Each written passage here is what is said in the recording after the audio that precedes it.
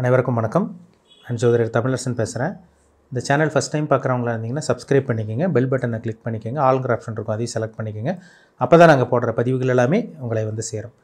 இன்றைக்கி நம்ம இந்த வீடியோவில் பார்க்க போகிற தலைப்பு, நம்ம எதை பற்றி பார்க்க போகிறோம்னா நட்சத்திர பலன்கள் பற்றி தான் நம்ம இந்த வீடியோவில் பார்க்க போகிறோம். அந்த வரிசையில் வந்து பார்த்திங்கன்னா ரேவதி நட்சத்திரம். ரேவதி நட்சத்திரக்காரங்களோட கேரக்டர் எப்படி இருக்கும், உங்களோட குணாதிசயம் எப்படி இருக்கும், என்னென்ன தசாபுத்தி நடக்கும், என்னென்ன பிளானட்டோட இம்பேக்டில் இருப்பீங்க, எல்லாமே இந்த வீடியோவில் நம்ம தெளிவாக பார்க்கலாம். ரேவதிங்கிறது வந்து பார்த்திங்கன்னா அது வந்து பார்த்திங்கன்னா மீனராசிக்கு மட்டும்தான் வரும். ஏன்னா ஒரு சில நட்சத்திரமெல்லாம் 2 ராசிக்கு வரும், ஸ்ப்ளிட் ஆகும், டபுள் ஆகும் உங்களுக்கு. அதாவது ஒரே நட்சத்திரம் 2 ராசிக்கு வந்துடும். ஆனால் ரேவதிங்கிறது வந்து பார்த்திங்கன்னா அது மீனராசிக்கு மட்டும்தான் பொருந்தும். சரிங்களா? ரேவதி 1, 2, 3, 4 பாதங்கள் உள்ளடக்கிய ராசி தான் மீனராசி. பொதுவாகவே மீனராசிக்காரங்க, ரேவதி நட்சத்திரக்காரங்க இறக்க குணம் கொண்டவங்களா இருப்பீங்க. அடுத்தவங்கள்ட்ட ஈஸியாக பழகிடுவீங்க. நல்ல குணம் இருக்கும் உங்களுக்கு. மனிதாபிமானம் மிக்கவங்களா இருப்பீங்க. ஒரு சென்சிட்டிவான பர்சனாக இருப்பீங்க. ஆன்மீகவாதியாக இருப்பீங்க. அடிக்கடி கோயிலுக்கு போகிறது வர்றது, இறைபக்தி கொண்டவங்களாக இருப்பீங்க. நல்லா மனசாட்சிப்படி நடக்கிறவங்களா தான் இருப்பாங்க ரேவதி நட்சத்திரக்காரங்க. ஏமாளியாக இருப்பாங்க. ஒரு சில பேர்லாம் ஏமாளி தான், தெரிஞ்சே ஏமாறுறவங்களாம் நிறைய மீனராசி ரேவதி நட்சத்திரக்காரங்க இருக்காங்க. ஆனால் புத்திசாலி. மீனராசிங்கிறது வந்து பார்த்திங்கன்னா ஒரு ஏமாளியான ராசி. ஆனால் ரேவதிங்கிறது வந்து பார்த்திங்கன்னா புத்திசாலிக்கு உண்டான நட்சத்திரம் தான் இந்த ரேவதி நட்சத்திரம். சரிங்களா?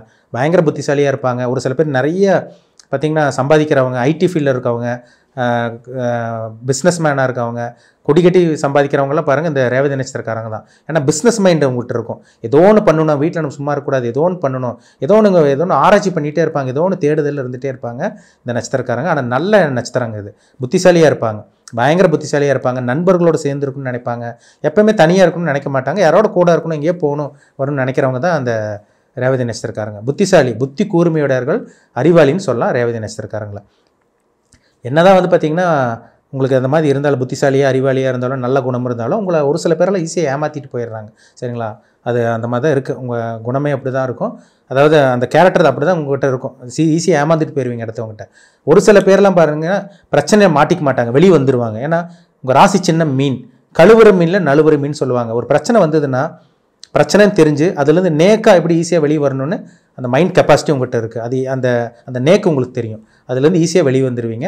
ஆனால் இருந்தாலும் வந்து பார்த்திங்கன்னா இது ரொம்ப ரொம்ப ரொம்ப ஒரு நல்ல ஒரு ராசி, ஆன்மீக ராசி. எந்த ஒரு விஷயமா இருந்தாலும் புத்திசாலித்தனமாக பொறுமையாக இருந்து தான் காரியத்தை சாதிக்கிறவங்க மீனராசி ரேவதி நட்சத்திரக்காரங்க. சரிங்களா? நல்ல நட்சத்திரம். ரேவதி நட்சத்திரத்தில் பிறந்தவங்களுக்கு வந்து பார்த்திங்கன்னா பிறக்கும் போதே ரேவதி நட்சத்திரத்தில் பிறந்தவங்களுக்கு புதன் தசை தான் உங்களுக்கு ஸ்டார்ட் ஆகும். 17 வருஷம் புதன் தசை. 1ஆம் பாதத்தில் பிறந்தீங்கன்னா 17 வருஷம் வந்துடும். இதே நீங்கள் 2ஆம் பாதம் 3, 4ஆம் பாதத்தெல்லாம் பிறந்தீங்கன்னா உங்களுக்கு அப்படியே பாதிக்கு பாதி அப்படியே நட்சத்திர பாதத்தை அந்த மாதிரி மாறிடும் உங்களுக்கு. சரிங்களா?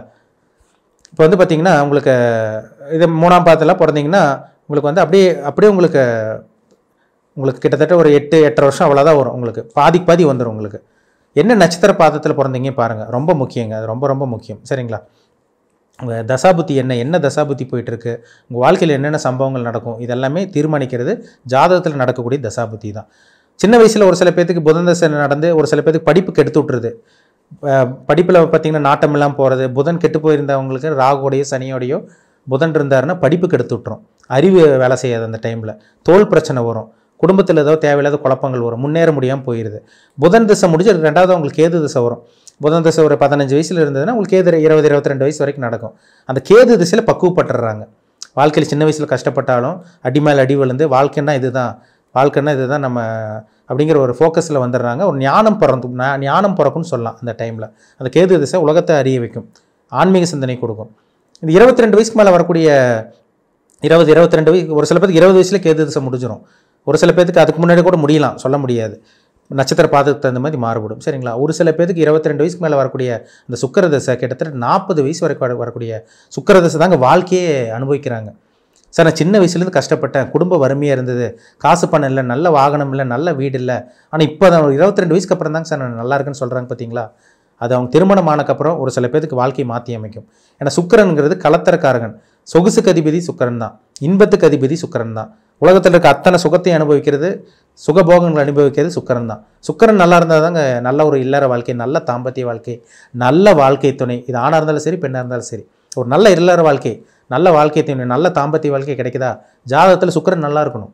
நல்லா இருந்தால் தான் கிடைக்கும். சுக்கிரன் கெட்டு போச்சுன்னா திருமண வாழ்க்கையில் பிரச்சனை தான். 40 வயசு வரைக்கும் தேவையில்லாத பிரச்சனை, சந்தேகம் வருது, தேவையில்லாத தொடர்புகள் வருது, இல்லீகல் கான்டாக்ட் வரதெல்லாம் சுக்கிர திசையில் கொடுத்துரும். ஏன்னா சுக்கிர திசை குட்டி சுக்கிரன் கொட்டி கவுக்கும்பாங்க. அந்த 20 வயசில் வரக்கூடிய சுக்கிரன் திருமண வாழ்க்கையில் பிரச்சனை, இல்லை காதல் தோல்வி, லவ்வுங்கிற பேரில் ஏமாந்து போகிறது, அடுத்தவங்களோட தொடர்பு ஏற்படுறது எல்லாம் சுக்கிர திசையில் கொடுத்துரும். 40 வயசு வரைக்கும் வாழ்க்கை வீணாக போகும்.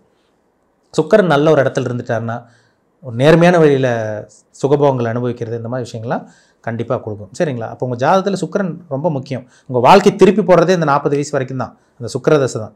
சுக்கிரன் எப்படி இருக்காருன்னு பாருங்கள், ரொம்ப முக்கியம். சரிங்களா? சுக்கிர தசை முடிஞ்சு அடுத்து சூரிய தசை ஒரு 6 வருஷம். ஒரு சில பேருக்கு 40 வயசுக்கு அப்புறம், ஒரு சில பேருக்கு 35 வயசுலேயே வந்து பார்த்திங்கன்னா கவர்மெண்ட் ஜாபில் வந்து செட்டில் ஆகுறாங்க.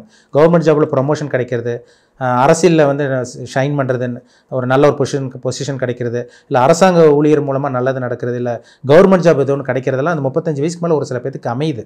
எல்லாத்துக்கும் கிடையாது. கவர்மெண்ட் பேக்ரவுண்டில் இருந்து அண்டர்டேக்கிங் பண்ணி ஒர்க் பண்ணிகிட்டு இருக்கவங்களுக்கெல்லாம் பாருங்கள் இந்த சூரிய தசையில் தான் நடக்கும்.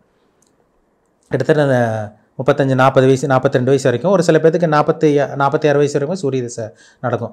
நிறைய தொடர்புகள் வரும், நல்ல கான்ட்ராக்ட் கிடைக்கும். அதிகார பதவியில் இருக்கவங்க, ஹெச்ஆராக இருக்கவங்க, மேனேஜிங் போஸ்டிங்காக இருக்கவங்க, சீனியர் மேனேஜராக இருக்கவங்களாம் பாருங்கள் இந்த 46 வயசு வரைக்கும் வரக்கூடிய அந்த சூரிய தசையில் தான் அவங்களுக்கு அமையுது. அதுக்கப்புறம் வந்து பார்த்திங்கன்னா 46 முடிஞ்சு 56 வயசு வரைக்கும் உங்களுக்கு 10 வருஷம், 45லேருந்து ஒரு 55 நம்ம அப்படி அப்ராக்சிமேட் எடுத்துக்கலாம், சந்திர தசை நடக்கும். அந்த சந்திர தசையில் தான் ஒரு சில பேருக்கு வந்து பார்த்திங்கன்னா வெளிநாட்டு தொடர்பு ஏற்படுத்துது. 45 வயசுக்கு மேலே வெளிநாட்டு தொடர்பு ஏற்படுத்துது. சந்திர திசை கெட்டவங்களுக்கு அம்மாவோட ஆரோக்கியம் கெட்டு போகும், அம்மா இறந்து போகிற மாதிரி இருக்கிறது. அதாவது அம்மாவுக்கு வந்து இந்த இறப்பு வர்றதெல்லாம் பார்த்திங்கன்னா ஒரு சில பேருக்கு ரேவதி நட்சத்திரக்காரங்க இந்த 45-50 வயசுக்கு மேலெல்லாம் பார்த்திங்கன்னா அவங்க அம்மாவோட ஆரோக்கியம் கெட்டு போயிடுது. அம்மாவுக்கு ஹெல்த் பிரச்சனை, தேவையில்லாத பிரச்சனைகள் சந்திக்கிறது, அம்மாவோட உடல் ஆரோக்கியம் கெட்டு போகிறது, மருத்துவமனைக்கு போய் அட்மிஷன் பண்ணுறதெல்லாம் இந்த சந்திர திசையில் தான். அப்போ சந்திரன் நல்லா இருக்கணும், கெடக்கூடாது. ஏன்னா சந்திரன் அம்மா, தாய்க்காரகன், சந்திரன் கெடாமல் இருக்கணும். அப்புறம் அவங்களுக்கு வந்து பார்த்திங்கன்னா 55 வயசுக்கு மேலே செவ்வாய் தசை 7 வருஷம் வரும். அது வந்து பார்த்திங்கன்னா 62 வயசு வரைக்கும் போகும். அதுக்கப்புறம் 18 வருஷம், அது 18 வருஷம்னா கிட்டத்தட்ட 80, 75, 50 வயசு வரைக்குமே ராகு தசை வரும். இது ரொம்ப முக்கியமான தசை. இதுதான் ராகு திசையில் தான் ஒரு சில மீனராசி நேயர்களுக்கு அந்த இறப்பு வருதுங்க. அந்த ராகு திசையில் தான் இறந்து போகிறாங்க. ராகு திசையில் தான் மரணம் சந்திக்கிற மாதிரி வருது. ஏன்னா போகக்காரகன் அவர் தான், மரணக்காரகனும் அவர் தான், ராகு தான். சனி வந்து ஆயில் இது பண்ணுறது, ஆனால் ராகு மரணத்தை கொடுக்குற கிரகம். சரிங்களா? அப்போ ராகு நல்ல இடத்துல இருந்தால் நல்லது பண்ணிட்டு போகிற கடைசி காலம் வரைக்கும் நல்லாயிருக்கும். ராகு கெட்டு போனவங்களுக்கு தான் அந்த கடைசி காலத்தில் அந்த 65-70 வயசுக்கு மேலே அந்த மரணம் வர்றதெல்லாம் அந்த ராகு திசையில் தான் ஒரு சில மீனராசி ரேவதி நட்சத்திரக்காரங்களுக்கு வருதுங்கிறதுல சந்தேகமே கிடையாது. உங்கள் பிறப்பு ஜாதத்தில் என்ன தசாபுத்தி போகுதுன்னு பாருங்கள். உங்களுக்கு முக்கியமான தசை சுக்கிர தசை, 20 வயசுக்கு மேலே வரக்கூடிய சுக்கிர தசை. சூரிய தசை ரொம்ப முக்கியம். ஏன்னா அதில் தான் நீங்கள் அதிகார பதவியில் இருப்பீங்களா, ஆளுமை திறன் கிடைக்குமா, நிர்வாக திறமை கிடைக்குமாங்கிற முடிவெடுக்கிறதே அந்த சூரிய திசையில் தான். அந்த சூரியன் நல்லா இருந்தால் கண்டிப்பாக நீங்கள் நினச்ச நடக்கும். சூரியன் நல்லா இல்லைன்னா எதிர்பார்த்தது எதுவுமே நடக்காமல் போகும், அதில் டவுட்டே கிடையாது. சரிங்களா?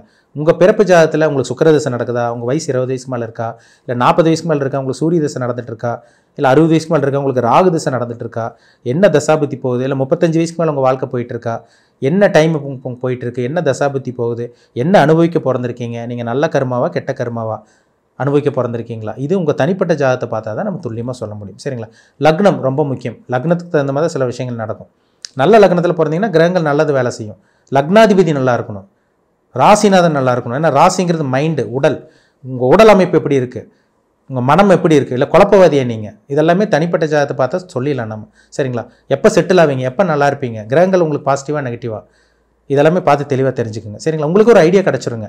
ஜாதகம் பார்த்தீங்கன்னா உங்களுக்கு ஐடியா கிடச்சிரும், இதை நோக்கி நம்ம போகலாம் அப்படின்னு ஒரு நீங்களே ஃபோக்கஸ் பண்ணி போயிட்டே இருப்பீங்க. உங்களுக்கு ஒரு தெளிவான ஒரு டிசிஷனை கண்டிப்பாக உங்களால் எடுக்க முடியும். அதனால் உங்கள் தனிப்பட்ட ஜாதகத்தை பார்க்கறது ரொம்ப ரொம்ப முக்கியம். சரிங்களா? மீண்டும் அடுத்த பதிவில் சந்திக்கும் வரை உங்களிடமிருந்து விடைபெறுவது உங்கள் ஜோதிடர் தமிழரசன். இந்த சேனல் பிடிச்சிருந்தால் உங்கள் நண்பருக்கும் உறவினருக்கும் ஷேர் பண்ணுங்கள், லைக் பண்ணுங்கள், சப்ஸ்கிரைப் பண்ணுங்கள், பெல் பட்டனை கிளிக் பண்ணிக்கோங்க, ஆளுங்கிற ஆப்ஷன் இருக்கும் அதையும் செலக்ட் பண்ணிக்கோங்க. அப்போ தான் நாங்கள் போடுற பதிவுகள் எல்லாமே உங்களை வந்து சேரும். நன்றி, வணக்கம்.